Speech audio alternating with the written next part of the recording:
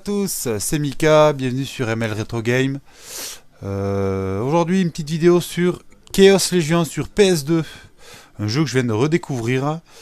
C'est un jeu que j'ai connu à la sortie, donc c'est-à-dire en 2003. Alors moi j'y jouais chez un copain, le frère d'une amie du moins, qui lui à l'époque avait joué très bien, ça me donnait vraiment envie. En fait c'est une sorte de Devil May Cry avec un aspect farm et invocation, légion, tout ça à avoir du coup pour upgrader votre personnage. Il a plein de petits défauts, mais je me suis pris au jeu, vraiment.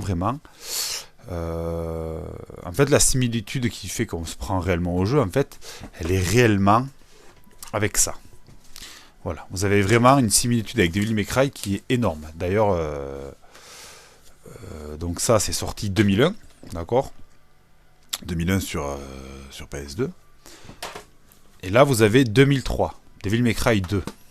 Chaos Legion est sorti en 2003 également. Alors c'est le sound designer de Devil May Cry et le producteur de Chaos Legion.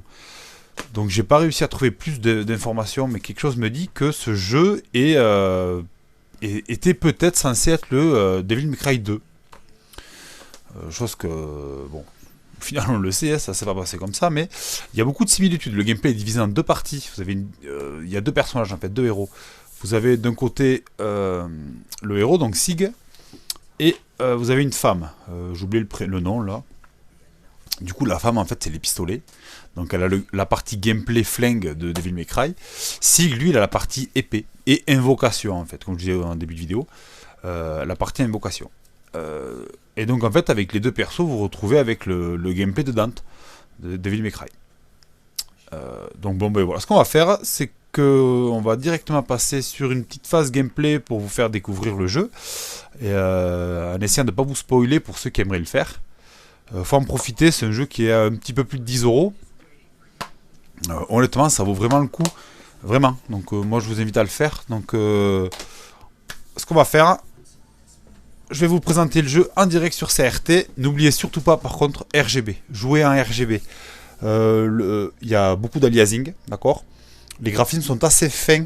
C'est un... Alors, il est sorti en 2003, mais ouais, ça équivaut à du 2001 sur PS2. Hein. C'est pas, on est loin on n'a pas le jeu le plus beau du monde, hein.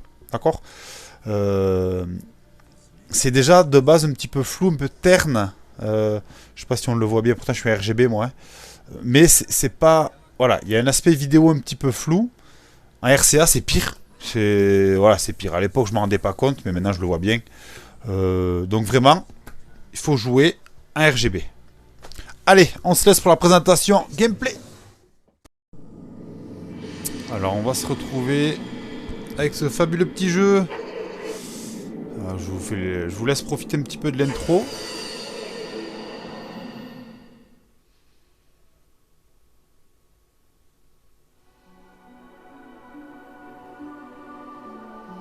Donc voilà, après, ça commence... moi, j'ai bien aimé du moins le début de jeu là, d'intro. En revanche, à noter, ce que vous voyez à l'écran là, vous le verrez tout le long du jeu. Voilà, donc là en fait, on est sur un décor garni par rapport à ce qu'on voit dans le jeu en temps normal. C'est ce que vous verrez. Hein. Le jeu est beau, mais extrêmement pauvre graphiquement en fait. C'est dommage.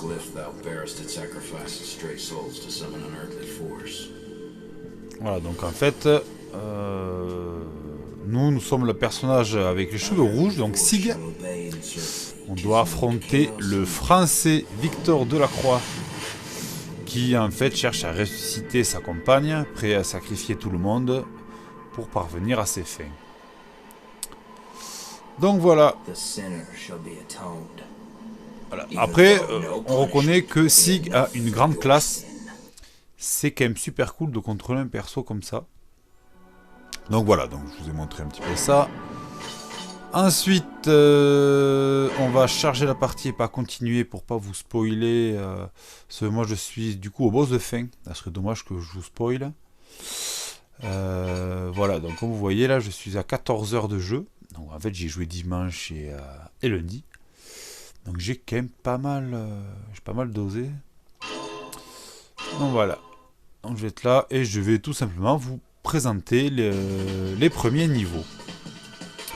Alors voilà, comme vous pouvez voir, ça c'est en fait un début de mission. Voilà, donc votre joueur, la Légion. La Légion, ce sont les invocations que vous pouvez avoir. Par exemple, qu'est-ce qu'elles font, quelle est leur symbolique dans le jeu, parce qu'en fait il y a des légions qui sont efficaces contre des types d'ennemis. Et en fait c'est là qu'on voit. Alors ces marins, elles portent toutes le nom de péché. Donc il y a la culpabilité, la haine, maléfique, arrogance, imperfection, blasphème, et à la fin on débloque le Thanatos. Donc moi, à titre personnel, j'utilise la culpabilité et le blasphème. Bon, ça après c'est des préférences personnelles de style de jeu, hein. Tout est bon. Alors on peut augmenter le niveau. Vous voyez, j'ai un total XP total qui est en dessous. Donc ça c'est en fait les points de combat que vous avez. Quand vous invoquez votre légion sur le champ de bataille, ben, plus vous combattez avec, plus vous gagnez des points d'XP. Ces points d'XP vous permettent d'upgrader votre légion. Ainsi de suite. Donc là vous voyez que celui-là, bon, il me reste 1 100 000 de points. Culpabilité 1 200 000. Le problème c'est que elles sont tellement upgradées que c'est pas assez. Voilà. Alors. Non, on va pas faire ça. Hop, hop, hop, hop, hop, hop. On part pour niveau suivant. Donc là, ça nous permet de mettre les niveaux. Alors.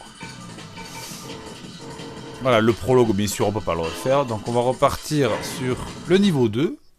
Pour vous présenter un peu tout ça. Donc je trouve les chargements relativement courts. Je pense que ça vient du fait tout simplement que les décors sont vides. Voilà. Donc voilà. Ça se passe comme ça. Donc là. Voilà, donc comme on peut voir, on est sur du bourrin. Hein. Il y a surtout que je suis devenu un peu plus fort qu'au début quand je suis passé par là. Mais là, le chien.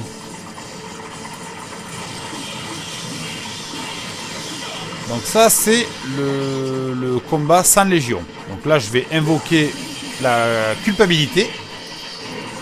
Donc voilà.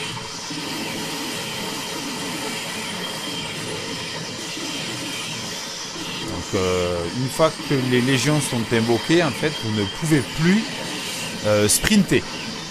Votre personnage marche, donc vous perdez en vitesse. Donc pour certains boss, du coup, c'est pas bon en fait. Sur le radar que vous avez en haut, les points jaunes, ce sont les bonus à ramasser. Donc là, ce que je vais vous montrer, c'est qu'on va rappeler la légion. Elle va venir, voilà. Alors. Vous voyez, j'ai ma barre de vie en vert tout en haut. Et j'ai une petite barre bleue écrit 7 en dessous. Donc ça, c'est mes âmes pour invoquer les légions. Pour les invoquer, il me faut minimum 1. Voilà, moi, ça monte. Bon.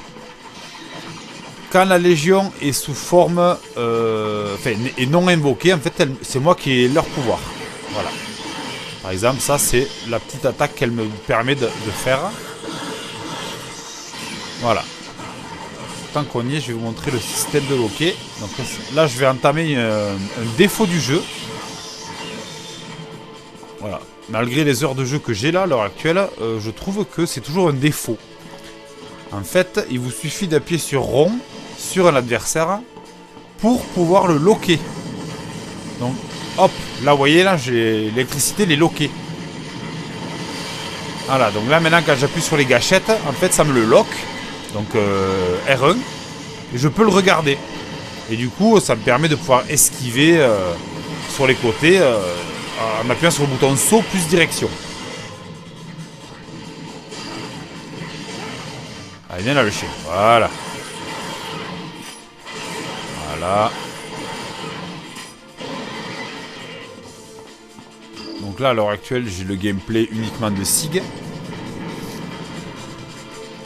Donc sachant que, bon, il vous faut farmer de l'expérience. Donc il y a des endroits, en fait, où les adversaires vont popper tout le temps. Ils reviennent, ça spam. Ça spam, ça spam. Donc en fait, c'est très simple. Il vous suffit de combattre tant que ça arrive. Vous pouvez éviter. Hein. Vous allez buter le cocon qui amène les ennemis. Et ça sera fini. Hein. Mais voilà, il vaut mieux tout combattre tout. Ça vous permettra d'upgrader l'expérience et de pouvoir faire évoluer vos légions plus rapidement. Alors, là, si ma mémoire est bonne, nous avons un premier boss. Ma mémoire est plus ou moins bonne. Bon, c'est pas ouf, mais voilà. Donc ça, c'est typiquement le genre de boss auquel il va falloir loquer et tourner autour. Bon, là, je suis devenu un peu puissant, donc c'est pas bon, mais pour vous montrer du moins. Voilà, en fait, il vous suffit de le loquer. On va faire ça. Voilà. Voilà, vous voyez, en sautant et en allant sur les côtés, je peux tourner et donc en fait éviter les attaques. La roulade, hop, ça me permet d'avoir une frame d'émissibilité. Très très utile pour les boss. Voilà, donc le chien il a peur de moi. Voilà.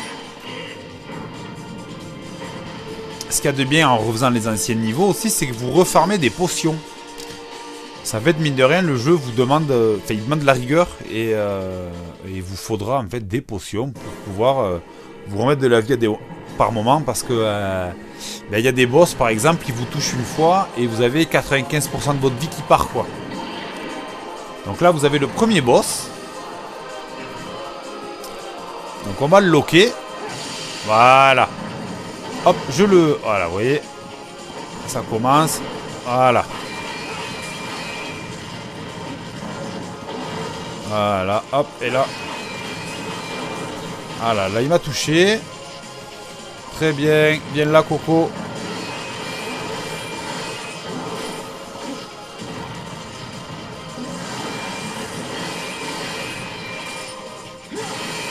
Et donc là. Voilà.